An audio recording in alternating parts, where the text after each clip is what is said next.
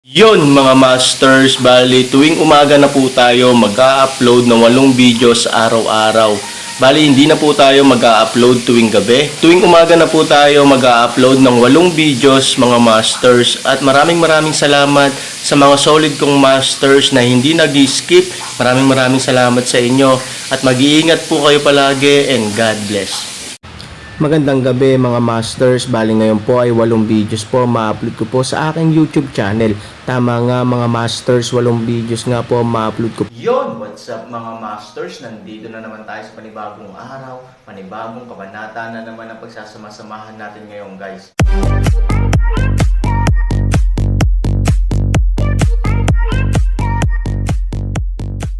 Bali mga masters, kung bago ka pa lang po sa aking YouTube channel, please click the subscribe button, lalong-lalo na po yung notification bell guys, para maging connected pa rin tayo sa isa't isa at maging updated kayo sa mga susunod ko pang video.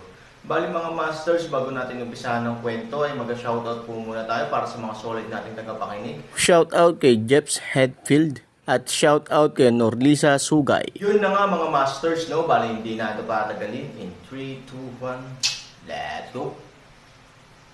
Mga master, 8 video na ang mapapakinggan nyo everyday, 4 sa umaga at 4 sa gabi. Salamat mga master. Tanging ang lalaking laging nanghihikayat sa kanila ang umiinom ng nakayuko. Malinaw, ayaw niyang gumawa ng anumang gulo, at ayaw niyang kotsain ang sinuman. Habang nagtatawanan sila, biglang kumislap ang Aaron. Ang sumunod na segundo, isang jade sword ang direktang nasa leeg ng dalawang lalaki. Napakabilis na hindi sila nagmumuni-muni. Huli na kapag ginawa nila. Biglang nagyelo sa ere ang kamay ng pinunong may hawak ng tasa. Nahihiya siya at nakangiting sinabi, "Kuya, joke lang." "Bakit seryoso? Kuya Lin, ano ang sinasabi mo sa kanya?" Siya lamang ang naglakas loob na magyabang sa harap natin. Ang kanyang asawa ay ninakawan, ngunit hindi siya nang ahas na pumunta sa gususan. Panipi, sa panghihikayat ng ibang tao, ang puso ng pinuno ay puno ng kumpiyansa. Tahimik niyang sinulyapan si Aaron at sinabing, "Oo, kapatid, hindi kami ang mga kalaban mo. Tsaka, alam mo ba kung sino kami? Kung gusto mo kaming ilipat, wala kang magandang prutas na makakain." Malamig na ngumiti si Aaron, ang mga taong manggahas na hawakan si Fuyao ay natural na mamamatay, ngunit ang mga manginsulto kay Fuyao ay mamamatay din. Sa sandaling bumagsak ang mga salita ni Aaron, ang pinuno at ang isa pa ay bumagsak sa lupa sa kanilang hindi makapaniwalang mga mata. Bawiin ang Jade Sword, tumalikod si Aaron at umupo. Sa oras na ito, dahil sa biglaang pagpatay, nagkaroon ng kaguluhan sa looban. Hindi naman kasi kakaiba, iginagalang ang malalakas sa mundo. Ang pagpatay ay isang maliit na bagay lamang. Ito ay dahil ang dalawang taong napatay ay higit pa o hindi gaanong mga kilalang tao sa lungsod ng Duo na ito. Yung lalaking nakaupo sa iisang table nila, na lagi namang magaling magkumbinsi sa isa't isa, isang segundo lang ang nakakaraan ay umiinom at nakikipagkwentuhan sa kanila. Ang susunod na segundo ay pinaghiwalay na ni Yin at Yang. Ang napakalaking pagkasira ng isang beses ay gumagawa sa kanya ng ganap na masindak sa parehong lugar. Nang maaninag niya ito, tumakbo siya sa Yin at patuloy na lumingon sa Aaron, sa takot na bigla niyang papatayin ang sarili. Si Peach ay medyo natatakot na tumingin sa Aaron, at pagkatapos, ang ulo pababa. Ang babaeng iniinsulto nila ay asawa ko. Tumingin si Aaron kay Xiao Tao at nagpaliwanag. Ayaw niyang matakot si Peach, paliwanag niya. "Oh, may asawa na ba si Mr. Aaron?" Tumanggo si Peach, bahagyang nawala. Sa oras na ito, biglang pumalakpak ang Yin, sumimangot si Aaron. Sa oras na ito, sa upuan, pumalakpak si Zhang Yongjin at tinawag ang Aaron. Sumugod din ang waiter at sinabi kay Aaron, "My guest, Mr. Zhang, gusto kong tanungin ka kung maaari kang pumunta at magkaroon ng isang sabay inom." Umiling si Han Sanchen at sinabing hindi siya interesado. Hinailan niya si Xiao Tao pataas at umalis. Sa pintuan pa lamang, humabol si Zhang Yongjin, "Kuya, mahusay na kasanayan," sa ilalim lamang ng anino ng espada, pinatay niya ang dalawang asong babae. Nang mahina si Zhang Yongjin, siya ay kinutsa at minamaliit ng dalawang lalaking iyon. Ngayon, balak niyang pumunta sa inn para uminom, at ang pakay niya ay itaas ang kanyang kilay. Ngunit hindi niya ito ginawa sa kanyang sarili, ngunit ang dalawang lalaki na hindi maganda ang loob ay naputol. Bagamat hindi alam ni Zhang Yungjin kung bakit niya papatayin ang dalawa, ang kaaway ng kalaban ay kaibigan niya. Galit na galit siya para sa sarili niya. Higit pa, mayroon siyang mahusay na kasanayan, kaya may ideya si Zhang Yungjin. Anong problema? Malamig na sabi ni Aaron. Kahit na si Zhang Yungjin ay pinsan ni Gu Sushan, si Han Sanchen ay palaging may malinaw na pasasalamat at hinanakit. Ayaw niyang pumatay ng mga inosenteng tao nang walang habas. Gayunpaman, hindi siya maaaring maging magalang sa mga taong ito. Well, pupunta ako sa punto. Ang pangalan ko ay Zhang Yungjin.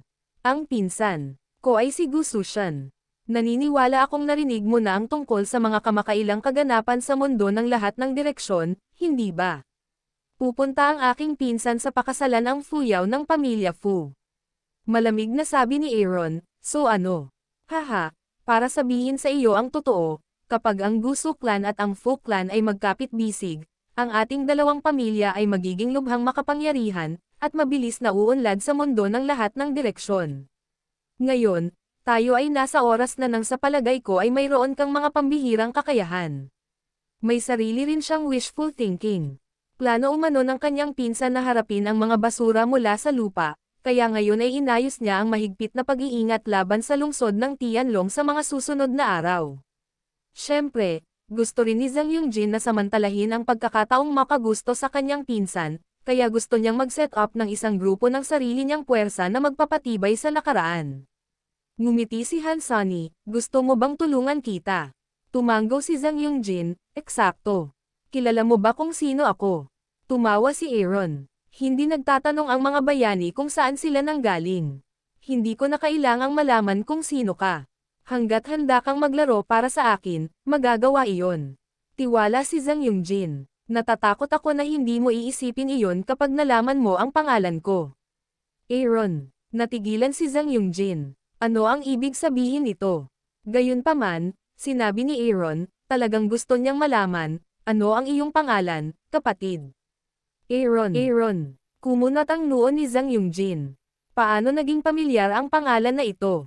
Bigla, ang kanyang mabangis na mga mata ay tumitig. Aaron.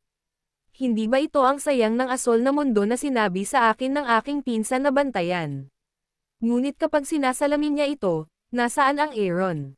Gaano man karami, ang pinakamahalagang bagay ngayon ay ang sabihin sa kanyang pinsan ang tungkol sa Aaron. Sa pag-iisip nito, nagmamadaling umuwi si Zhang Yungjin. Ang biglaang paglitaw ng Aaron sa lungsod ng Dawo ay kumalat sa Gu Sushan. Para dito, si Gu Sushan ay walang takot, o kahit kaunting aksidente, dahil sa kanyang mga mata, ang posisyon ni Aaron ay isang payaso lamang. Sa eksena ng kasal, ipapakita niya ang kanyang kakayahan sa pamamagitan ng pagpapahiya kay Aaron. Kaya naman, hinamak lang niya ang hitsura ng Aaron, at hindi man lang sinabi sa sinuman ang tungkol dito, dahil hindi na kailangan. Upang harapin ang isang basura ng lupa, hindi mo ba kayang pumatay ng manok gamit ang kutsilyo ng toro? Makalipas ang 3 araw, ang mga parol ng pamilyang Fu ay nakasabit ng mataas, ang mga kaplat ng kasal ay nasa pintuan, at lahat ng uri ng pulang dekorasyong seda ay nakasabit sa buong mansyon ng Fu. Sa Tianlong City, ang buong lungsod ay puno ng mga handaan, nagsasaya kasama ang mga tao. Sa Fufo, maraming bisita. Sa mundo ng lahat ng direksyon, karamihan sa maliliit at katamtamang laki ng mga pamilya ay nagpadala ng mga kinatawan upang ipagdiwang. Gayunpaman, kumpara sa nakaraan, ito ay medyo hindi gaanong makabuluhan. Sa panahon ngayon, maraming malalaking pamilya ang naaakit sa tuktok ng bughaw na bundok. Natural, kailangan nilang iwasan ang paghihinala para sa pamilyang Fu. Bilang karagdagan, ang pangitain ng lungsod ng Tianho ilang araw na ang nakalipas ay umaakit ng maraming tao. Ang mga bisita ng pamilyang Fu ngayon ay hindi lamang masigla, ngunit malakas din sa labas. Bagamat hindi nasisiyahan si Fu Tian dito, naisip niya na kapag ikinasal na siya, ang buong pamilya ni Fu ay magsisimula man lang sa ikabubuti, kaya masaya pa rin siyang ipahayag ang kanyang kagalakan.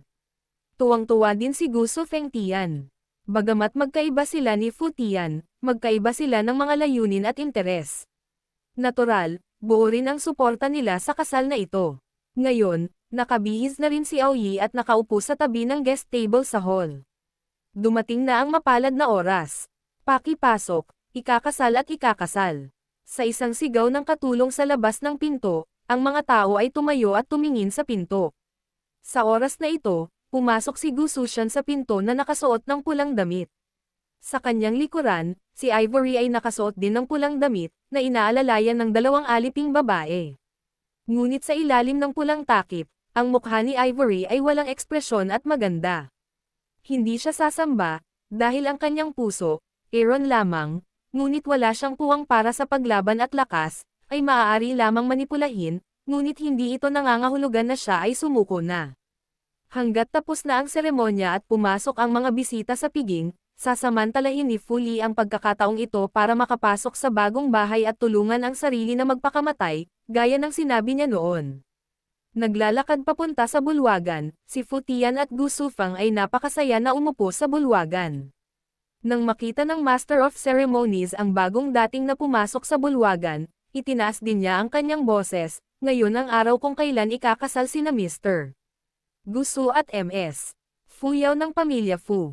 Dito, sa ngalan ng pamilya Fu at ng pinuno ng pamilyang Gu Su, nais kong ipahayag ang aking pasasalamat sa lahat ng aking mga kamag-anak at kaibigan. Ngayon, dumating na ang magandang panahon. Pakiusap na tumawid ang nobye sa palanggana ng apoy. Ang tinaguriang dragon at phoenix ay dinadala ang kanilang mga pasa. Kabila ng palanggana ng apoy at nagtago sa magkabilang panig. Pakiusap. Sa sigaw ng Master of Ceremonies, si Gu Sushan ang nanguna sa pagtawid sa fire basin, habang si Ivory ay mas mahirap. Dahil sa kanyang kalusugan at hindi pagpayag, tumanggi si Ivory na tumawid dito. Naturally, ang dalawang aliping babae ay gumugol ng maraming pagsisikap sa pagtulak sa kanya. Parang ayaw na ayaw ng nobya. Ngumisi si Aoyi sa oras na ito. Sa sandaling magsalita siya, ilang mga attendant sa bahagi ng dagat ng Yongsheng ay agad na tumawa na nagpahiya sa buong bukid. Napakalamig ni Fu Tian kaya mabilis siyang tumayo at sinabing, "Haha, Mr. Aw, niloloko mo ba ako? Ang aking pamilya, sina Mr. Fu Yao at Mr. Gu Su, ay handang makipagtulungan sa isa't isa. Paano sila mag-atubiling gawin ito? Sabi ng lahat, hindi ba? Alam ni Fu Tian na nanggugulo na naman si Aoyi, kaya kailangan niyang magmadaling lumabas para gamaan ang kapaligiran. Sa sandaling lumabas ang mga salita, ang mga bisita ay mabilis na ngumiti at sabihin, "Oo, ito ay isang perpektong tugma." Ngunit sa sandaling iyon, isang boses ang biglang dumating, sinabi kong hindi. Agad na itinoon ni Fu Tian ang kanyang mga mata kay Aoyi. Si Aoyi ay nalilito din. Casual lang ang ginagawa niya sa atmosphere. Paano nga ba niya nagagawang sabihin ng direkta? Bagamat sa nakalipas na 10 araw, halos lahat ng babaeng tumulong sa pamilya ay ginawa ni Aoyi, pribado lang. At ang kanyang layunin ay iuukan ang dignidad ng pamilya Fu, upang ang walang hanggang dagat ay laging nasa harap ng pamilya Fu. Ngunit alam din ni Aoyi na kung ang string ay bumagsak ng masyadong mahigpit, ito ay maputol. Kung hindi niya bibigyan ng mukha ang pamilya sa labas, ito ay magpapabagsak lamang sa pamilya at makakasama ng loob ng pamilya. Sa oras na iyon, hindi niya makontrol ang mga ito. Sa kabaligtaran, maaari siyang atakihin ng pamilya. Nang makitang hindi ito si Aoyi, nagkatinginan sila sa bulwagan, ganap na nalilito sa estado. Sa oras na ito, sa labas ng bulwagan, sa looban ng FUJIA, hindi mabilang na mga gwardya na may mga sandata ang sumugod, isa-isang tumangala sa hangin, sobrang alerto. At ang lahat ng mga panauhin na nakaupo sa piging sa looban ay itinaas ang kanilang mga ulo at tumingin sa hangin. Masama ang pakiramdam ni Fu Tian doon. Maingat niyang inayos ang mga gwardya na ito dahil sa takot na manggugulo ang mga tao mula sa aswal na bundok. Ngayon ang mga gwardya ay sumugod sa ospital at tumingin sa langit, na sapat na upang ipakita na ang kaaway ay darating. Nagmamadaling lumabas ng bulwagan si Fu Tian. Isang grupo ng mga panauhin, kabilang si Gu Sushan, ang nagmamadaling lumabas. Sa buong bulwagan, si Ivory lamang ang nakatayo doon na walang espiritu. Para sa kanya, dumating man ang tunay na Diyos, hindi siya naantig, wala itong kinalaman sa kanya. Sa labas ng bulwagan, sa itaas ng himpapawid, isang lalaki ang pumapalibot sa ere, matangkad at tuwid, makisig na mukha, may hawak na mahabang espada, umiihip ang simoy ng hangin, kumakaway ang mga damit, sa hindi inaasahang pagkakataon ay nabighani ang presensya ng maraming kabataang panauhin. Sa oras na ito, galit na galit ang pinuno ng bantay, sino ang darating, maglakas loob na gumawa ng ligaw na eksena sa ating Fu Mansion, at bumaba kaagad. Bahagyang itinaas ni Fu Tian ang kanyang kamay at pinigilan ang pinuno ng gwardya. Sa pagkakataong ito, nakangiting sabi niya, hindi ko alam kung sino ka. Ngayon, ikakasal na ako kay Fufu. Kung interesado ka, baka bumaba ka at uminom. Sa mga mata ni Fu Tian, ang kabilang partido ay malamang na ang taong nasa tuktok ng asol na bundok, na siya ring inaasahan. Kung tutuusin, ang tuktok ng asol na bundok ay malamang nauupo at panoorin ang kasal ni Fu, ako sa gitna ng kalangitan. Ang lalaki ay ngumiti, hindi mo ba ako hinahanap ng mahabang panahon, hindi ko nga alam, kanya, kamahalan, Aaron, sa loob ng main hall, narinig ni Ivory ang pamilyar na boses at ang pangalang pinapangarap niya, bigla siyang natigilan, pagkatapos ay ibinaba niya ang kanyang pulang takip, nanlaki ang kanyang mga mata at tumingin sa labas ng bulwagan na hindi makapaniwala. Yun na nga mga masters, no? Bali panibagong kabanata na naman yung natapos natin ngayong gabi. Muli, maraming salamat po.